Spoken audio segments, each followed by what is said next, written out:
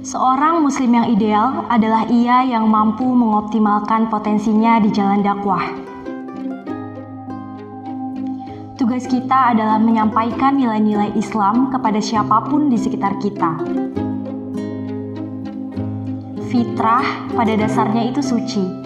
Artinya, Allah telah menanamkan nilai-nilai kebaikan di dalam diri kita. Tetapi, seringkali kita terlena dengan ambisi yang kita punya.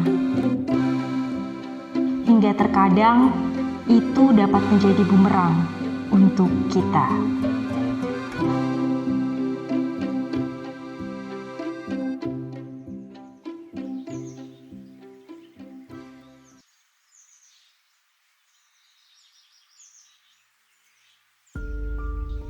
Marah, kecewa, bahagia.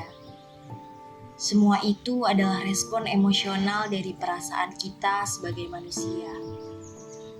Dan Allah wujudkan itu sebagai bentuk cobaan untuk kita.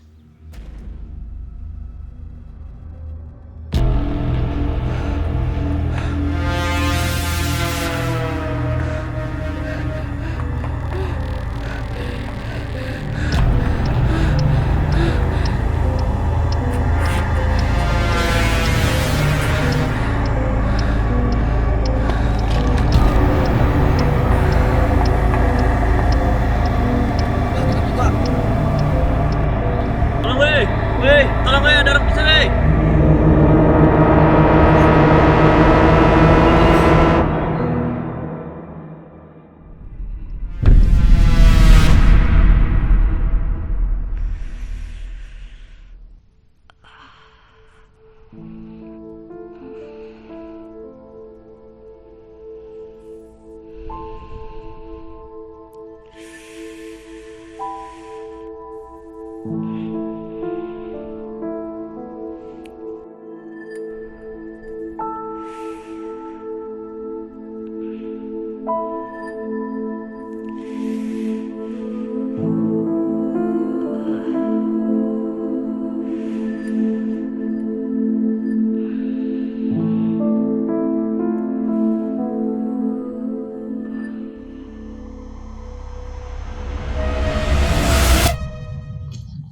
Hey, assalamualaikum. Waalaikumsalam. Sore-sore masih sibuk bengong aja. Kan, apalagi sih yang lo khawatirin soal Zena? Gue paham, Korin. Gue juga gak nyuruh lo buat nolongin Zena sampai sebegitunya. Dan gue juga tahu kok, lo tuh selalu bilang kalau misalnya Allah selalu sayang sama hamba-hambanya yang nolong orang lain. Lan, ini tuh udah lebih dari 2 tahun di bidang psikolog. Jadi ini bukan hal baru buat gue. Oke, gue cuma share apa yang jadi basic gue aja. Tapi profesi lu itu sebenarnya beda tipis sama gue. Kalau gue bidang pendidikan, sedangkan lu bidang psikolog. Terus, tapi intinya kan satu, dakwah. Seringkali kalau misalnya kita turun ke lapangan, pendekatan dakwahnya itu beda-beda, Rin. Resikonya gede banget loh. Tapi kan lu tahu Lan, ini kasus pertama gue ngatasin trauma masa lalu. Lagian juga lo tahu juga kalau misalkan kasusnya mirip-mirip sama gue. Jadi sejauh ini gue yakin bisa sempurnain semuanya. Iya, tapi Zena itu besok hari terakhir treatment Zena. Percaya sama gue ya. Gue duluan ya, istirahat. Udah hati.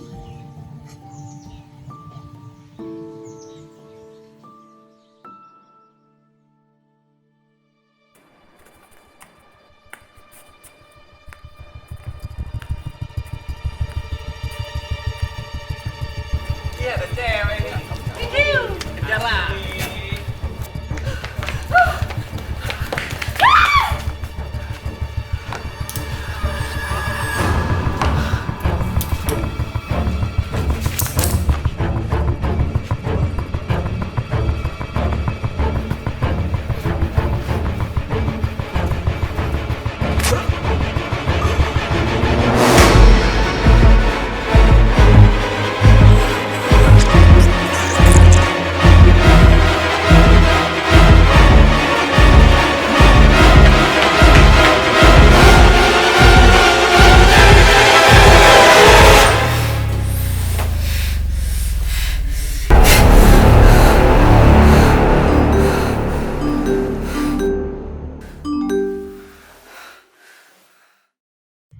treatment Zena udah mau berakhir. Gue lega banget. Zena akhirnya bakal kembali membaik. Ma, aku berangkat dulu ya. Assalamualaikum.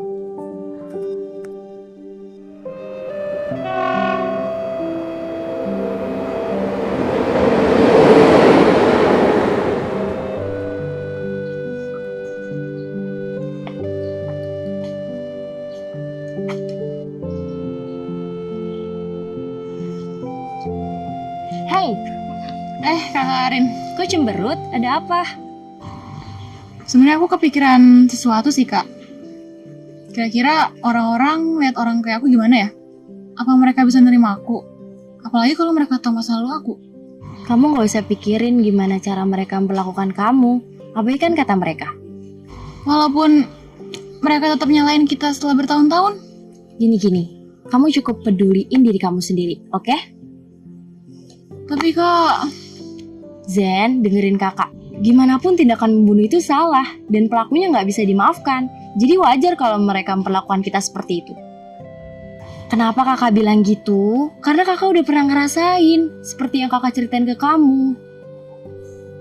Zen, tenang ya. Zen, Zena? iya Kak, sorry. Aku tadi ngelamun. Gimana kalau kita lanjut ceritanya di rumah aku aja? Aku juga udah nggak terlalu nyaman di sini. Ada yang mau aku tunjukin sama kakak? Aku bawa motor. Oh yaudah boleh, yuk.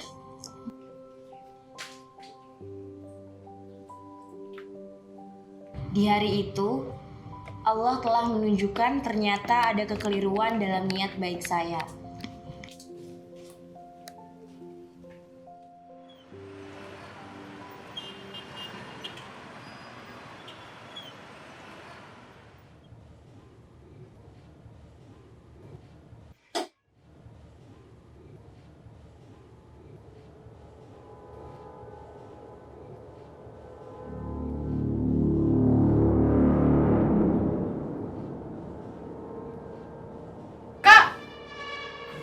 Iya Zen.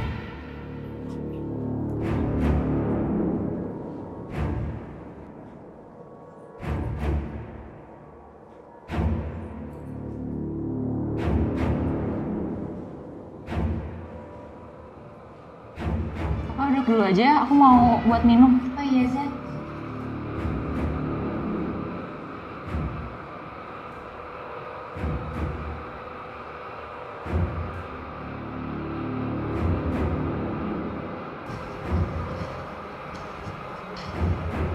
Kak,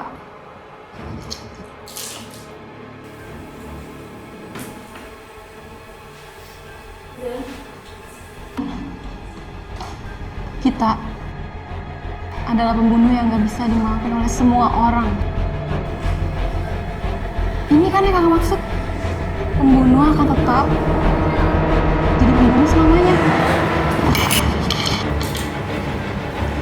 Lepas nggak? Zen, Oh, lepas. Zen, jangan Zen.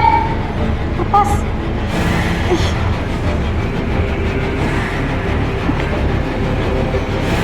Zen, jangan Zen.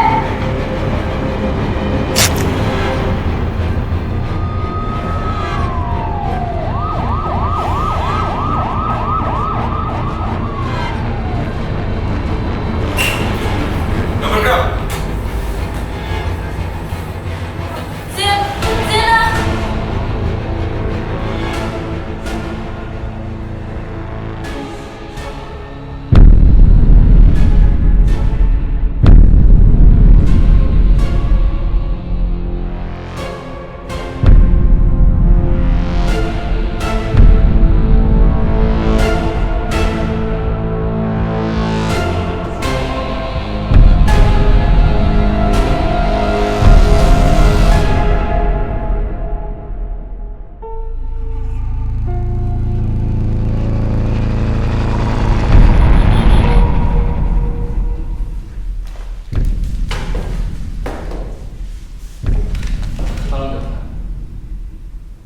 Saya tidak membunuh, Pak.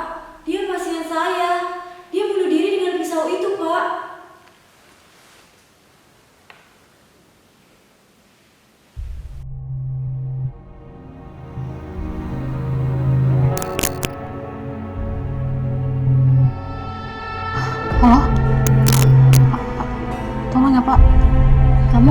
pikirin gimana cara mereka memperlakukan kamu.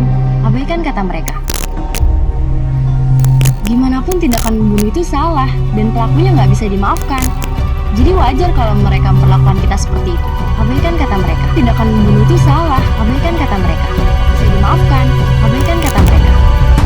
Tindakan membunuh itu salah. Bisa dimaafkan. Bisa dimaafkan. Bisa dimaafkan. Bisa dimaafkan.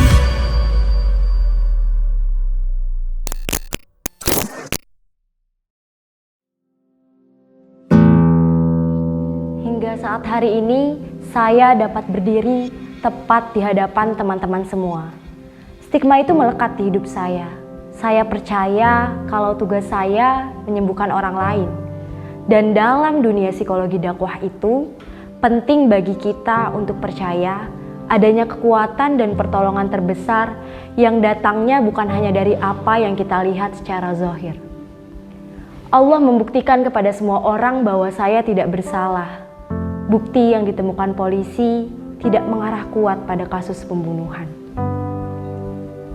Setelah 1 tahun di penjara, apakah saya kecewa pada takdir Allah? Tentu tidak. Saya semakin paham bagaimana caranya menjadi seseorang yang lebih tawakal. Karena kunci seorang muslim yang ideal adalah tawakal. Kalau kita sudah tawakal dengan benar, percaya kalau Allah telah memberikan perjalanan terbaik, seburuk apapun itu. Tidak ada satupun hal yang dapat menyempitkan jiwa kita.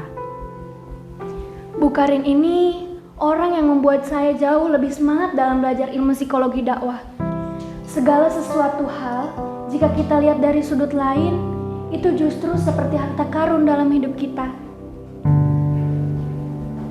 Teman-teman, ilmu kejiwaan yang tidak berseberangan dengan nilai-nilai Islam saat ini jadi urgensi kita dalam pendekatan psikologi dakwah. Allah telah mengapresiasi kita dalam surah Asy-Syams. Beruntunglah orang-orang yang mensucikan jiwa, dan Allah bersihkan jiwa saya dengan pengalaman yang berharga ini.